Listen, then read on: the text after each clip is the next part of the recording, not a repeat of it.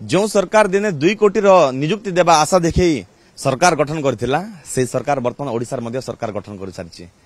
गला 10 वर्ष इतिहास जदि आमे उल्टेइबा इतिहास को हम जदि मने पकेइबा 2014 2024 भितरे पाखापाखी 18 लाख छात्र छात्री जो माने विभिन्न प्रकार निजुक्ति नै विभिन्न प्रकार तालीम नै निजर जीविका जीवन बंचाया पाई बोली किंतु आज प्रश्न उठुची से 18 लाख रु चाकरी पाइले केते जहा रिपोर्ट आम पाखे आसुचे केवल 18 लाख रु 1 लाख 18 हजार छात्र छात्री ही निजुक्ति पाइछंती। यह एक लज्जाजनक विषय। ओडिशा सरकार एवं केंद्र सरकार ए ओडिशार शिक्षित बेकारी शिक्षित युव युवती बोली आज पर्यंत कि चिंता करि पारला नाही। एठी दादन तो कमे पारु नाहांती किंतु दादन को रोकिया पाई बोली मध्य किछि कार्यानुष्ठान मध्य नै पारु नाहांती।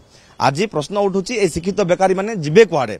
आज केवल 1 लाख 18 हजार पिला पाइछंती बाकी सब कोन करूछंती केबे सरकार के चिंता करिसंती समस्त दादन खोटुचंती किए जाय आंध्र खोटुची किए जाय तमिलनाडु खोटुची किए जाय केरल खोटुची किए जाय हैदराबाद रे निजर प्राण हराउची तो किए जाय कि कलकत्ता रे निजर प्राण हराउची से प्राण हरैला पर मध्य सरकार चिंता करू नाही। तेणु आसंता दिन जदि शिक्षित बेकारी जदि राज्य सरकार चिंता न करे निहाती भाव समस्त आसी राजरास्ता रहले समस्त को नहीं कि कांग्रेस दल लड़ई करिवो एवं समस्त निजुक्ति लड़ई करिवो।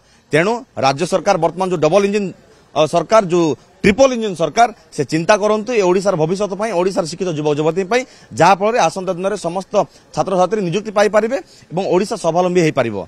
नले यह ओडिशार सम्मानर कथा ओडिशा छात्र छात्री भविष्यतर कथा आ उपरे दृढ़ गुरुत्व काम करिया पड़िबो।